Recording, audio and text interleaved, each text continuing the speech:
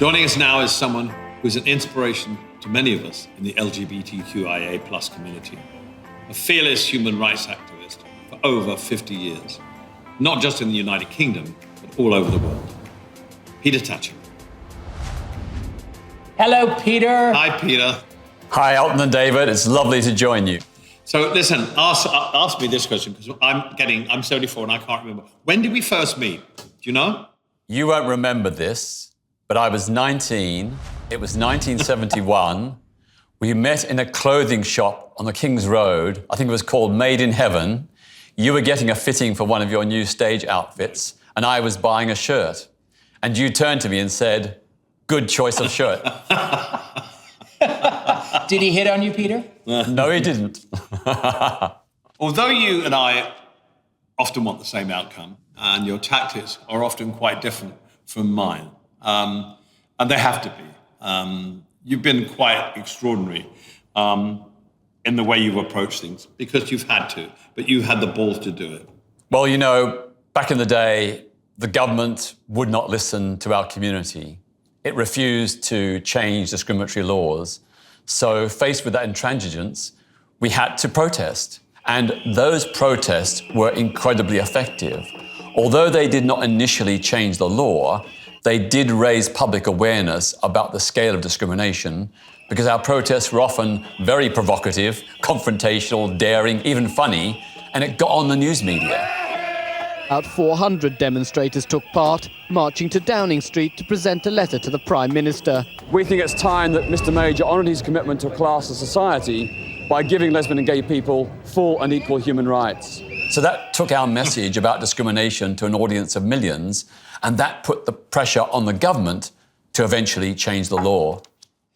Peter, you've gone from being called, I remember, public enemy number one, somebody that really made people feel incredibly uncomfortable. And now you're looked at as being a national treasure or an example to us all. Have you changed, or has people's perception to you changed?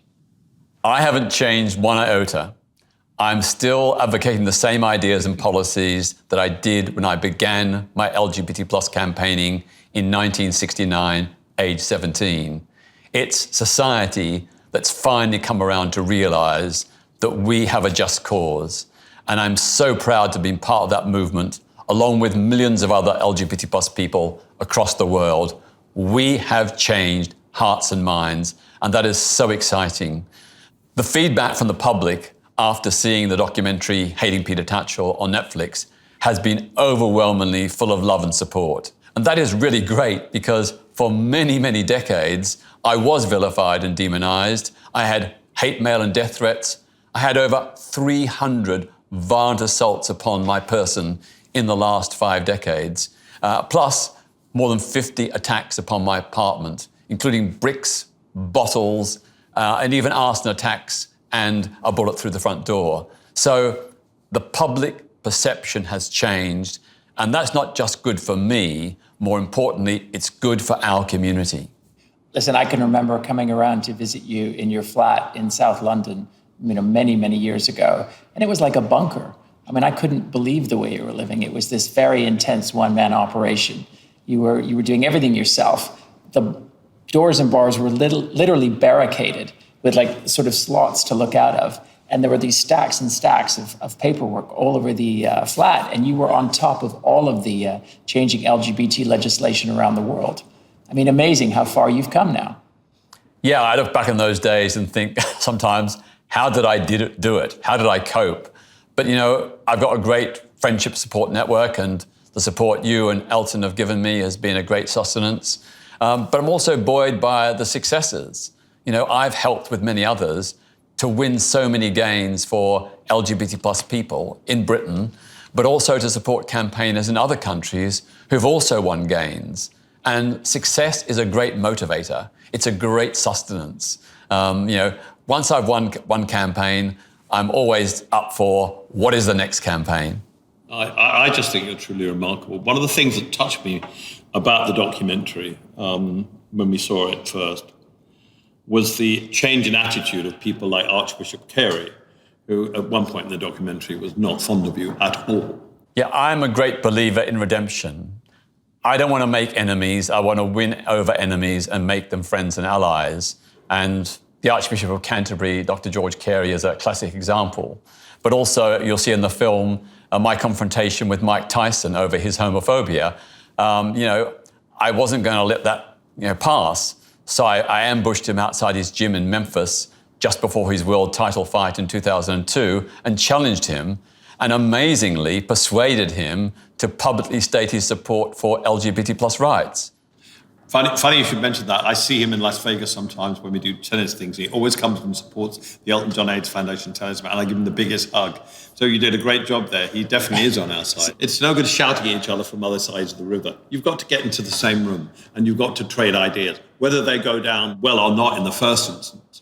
In my view, as always, bigots need to be challenged, but we must also hold out the olive branch, the opportunity for them to see they've made a mistake and to come over to the side of the angels. So my strategy is always to win people over. And that has got to be the global strategy for LGBT plus rights, because we are a minority. We need the support of the straight and cisgender majority, and we welcome it. We thank them who've marched and walked with us. Now in the United Kingdom, we think we're one of the best countries in the world when it comes to LGBTQIA plus legal equality. But actually, here in Britain, we had the most anti-LGBTQIA laws of any country in 1999. How did that change? Well, you're right. Up until 1999, Britain had by volume the largest number of anti-LGBT plus laws of any country in the world, some of them dating back centuries. Yet by 2013, with the legalization of same-sex marriage, just 14 years later, we had some of the best laws in the world. Now, that has got to be the fastest, most successful law reform campaign in British history. And I think it's down to a combination of insider lobbyists who are seeking to negotiate with government and parliament, and outsider protesters who are shaking up the establishment, putting LGBT plus issues on the public agenda through doing colourful, exciting, daring, imaginative protests, which get media coverage, which therefore raise public awareness about the scale of discrimination, and therefore force the authorities to begin to negotiate. Peter, one last question for me. What gives you the strength to keep going and doing what you're doing? Because the battle is far from over. At times, it has been very, very tough for me personally. Many, many times I've been denounced as an extremist. I've been marginalized and vilified. But I never lost sight of the long-term vision, which was freedom for LGBT plus people. We have made huge progress. It hasn't been easy. There have been setbacks. But I would say to LGBT plus people across the world, based on my experience, never give up hope. Stick to your principles.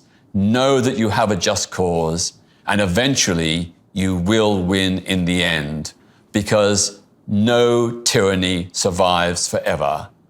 Every homophobia, biphobia, and transphobia will have its fall. Peter, thank you so much for being such an inspiration to Elton and me. All of your hard work, all of your dedication.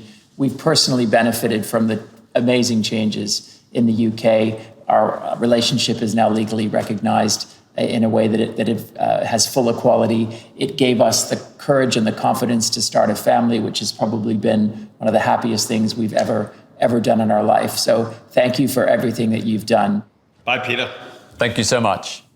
Bye-bye. Thank you.